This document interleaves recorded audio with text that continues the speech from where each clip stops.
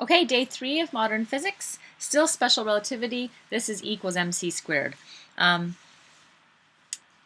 in fact, E equals mc squared is not quite E equals mc squared, but I'll show you in a minute. So this is AE's Albert Einstein, but this is, when he came up with this, he didn't think there was any practicality to it. He just thought it's a truth, but no one will ever be able to act on it because, changing mass, controlling the change of mass into energy on any real level, which basically involves breaking the nucleus of an atom, seemed to him like an impossible thing to do or to control. This is actually the equation, right? It's really mc squared times gamma. And of course, he developed that equation. It's if you went through the development of it, which I wouldn't do, but it is just an extension of kinetic energy, 1/2 mv squared. Because you can kind of see that in there, right? Mass, C is V, right? It is just an extension of that, but I'm not going through that development, okay? So this is the equation. We generally only use it in this form because generally we consider things to be staying still. If V is 0, then this is the square root of 1 underneath, which is just equals mc squared, right? And that's why generally we don't use that as part of the equation. So physicists have tried, physicists have tried to get things moving at the speed of light, or faster than the speed of light. They've tried lots and lots of times. And, what happens inevitably, just to give you the example of a proton, they can speed it up, they keep adding energy, they keep accelerating it. They add energy, by the way, through magnetic fields. Accelerate it. And what happens instead is they find the mass of the proton is getting bigger. It doesn't go any faster. It cannot get to the speed of light. Doesn't matter how hard they try, physicists try. So, going through a little bit of what goes on in that process of the train of thought is they apply a force to speed mass up towards the speed of light. And again, like that force would be, usually it's a magnetic force. As it gets closer, basically they just keep on adding, I'm just talking about this right now, they keep on adding more force, right? More and more force, but it's leading to less and less acceleration. Well, if you think about Newton's second law, which says that F equals ma, if more force results in less acceleration, then there must be more mass, right? So again, this is the idea of, if you think back to grade 11, you got Mr. Johnson standing there, excuse me, and Miss Hillary, and you sort of run with all your might and you ram into both of them, right? Apply the exact same force to each. Poor Miss Hillary is going to go flying, right? More acceleration because she has less mass. Mr. Johnson, with his big mass, you can hardly move him. And that's kind of the case here. It's like these protons get so big that all this extra force, it doesn't do anything. You can't make the proton go any faster. You can't accelerate it anymore.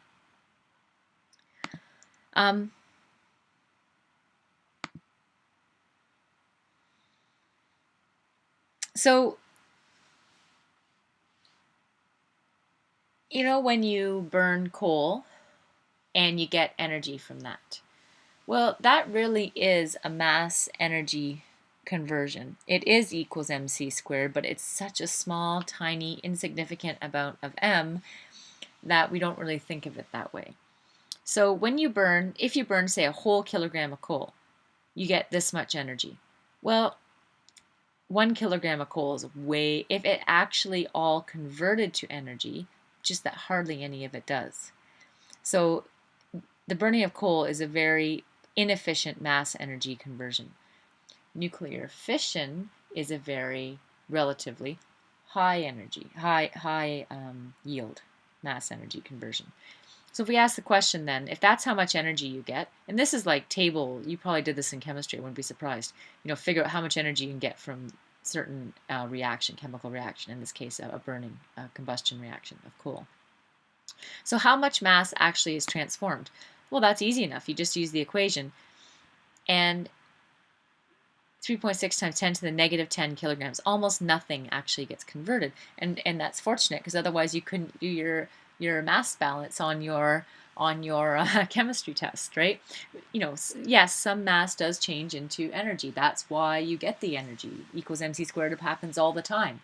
It doesn't just happen in a nuclear reactor. It just only happens like with enough mass conversion that it's high yield of energy. This is very, right? Very low yield. Of course, mostly when you burn coal, you get carbon dioxide. Most of the mass, plus not to mention just the waste that ends up being ash or something like that. But, most of the carbon turns into carbon dioxide. And just this tiny, tiny, tiny, tiny bit becomes energy. But it's mass that turns over. So the idea of the conservation of mass that you learn in chemistry and the conservation of energy that we learn in physics, what is true is that they're the same thing. E equals mc squared. Mass and energy are interchangeable. It's really only one conservation. Now, if you could, right?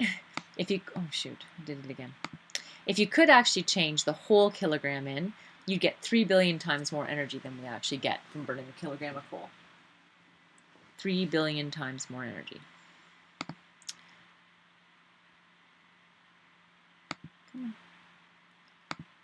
Okay, so the process that generally happens on Earth that we can control so far, there's been some fusion out there, but only on experimental level. Never has fusion been done commercially, right?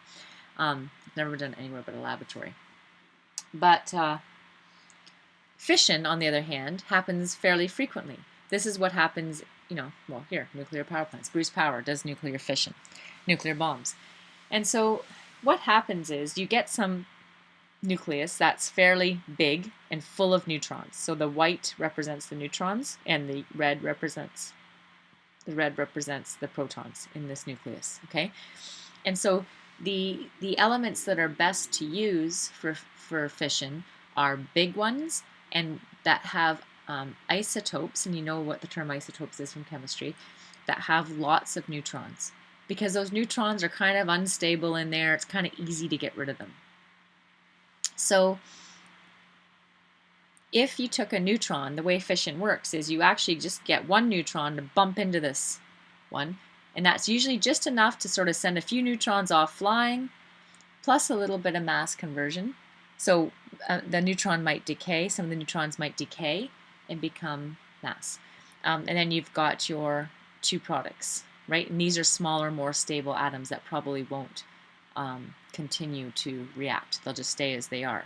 But these neutrons then fly off and they bump into another atom of, if this is uranium-238 or whatever.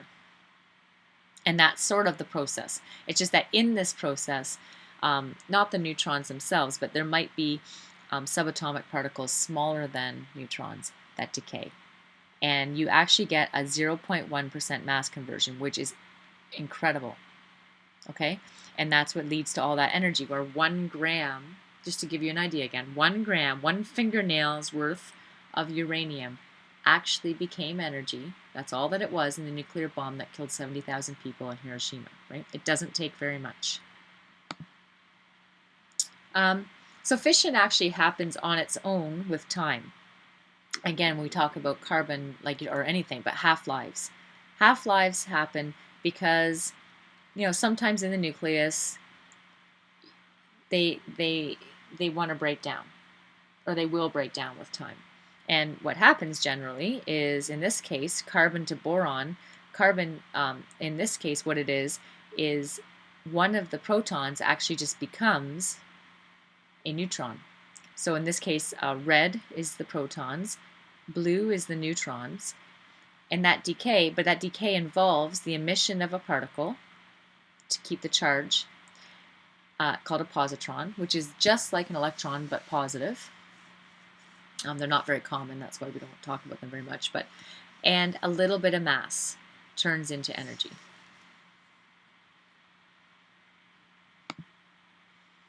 Now fusion, on the other hand, this is what happens in the sun. And in fusion, you have, these are both hydrogen. Hydrogen is the most prevalent excuse me, atom in the universe. But it has different isotopes. Again, and isotopes just means, like hydrogen's always 1 proton. But deuterium has 1 neutron, and tritium has 2 neutrons. Remember tritium from Spider-Man 2, the old Spider-Man 2 with Doc Ock? He always wanted the tritium. Anyway, but the reason he did is so he wanted to do fusion. That's what he did. He wanted to control fusion. So tritium, again, is a little less stable. But when these two get together, they form helium. And this is what happens in the sun. And again, in that process, not necessarily one of the neutrons or protons, but a particle that's even smaller than that, because neutrons or protons are made up of even smaller particles that we'll talk about later, turns into mass. And that's where this energy, and it makes a lot more energy than fission, actually. And that's why on Earth there are tons of scientists trying to do fusion. A few reasons why it doesn't work, or it does work. It does work. Why they just haven't got it going well yet. That's all I mean. Why it's not our common way of getting energy, because it just uses hydrogen, makes helium, which we need. Remember, we're running out of helium on Earth. I mean, it's awesome, right? And it makes water like that. There's no radioactive. You know how with at Bruce Power Plant they have to bury those fission products have to get buried, and have a certain amount of time they have to stay in a locked container forever. And if they leak, it could be a big disaster. Fusion wouldn't be like that at all. We're talking about hydrogen, helium, water. That's it. That's all you use. The problem is in the sun, it's huge temperatures and huge pressures, and it's hard to make that happen on Earth. There's also something called cold fusion, which I'm not too sure about, but I do know they've worked really hard on this hot fusion. It's happening at a company called ITER, and it's happening in Europe. They've made a reactor. You should look it up, their little reactor, but they have to get it to something like 150 million degrees. So there's a bit of an issue there with having an energy, because heating it up that much actually takes a lot of energy, which reduces the effectiveness of the process. Anyway, so that's it. Next thought experiment here.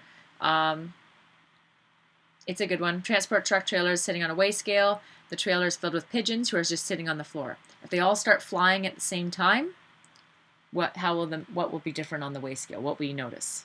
Okay, so that's the second thought experiment. We're not going to talk about relativity today. That's it for today.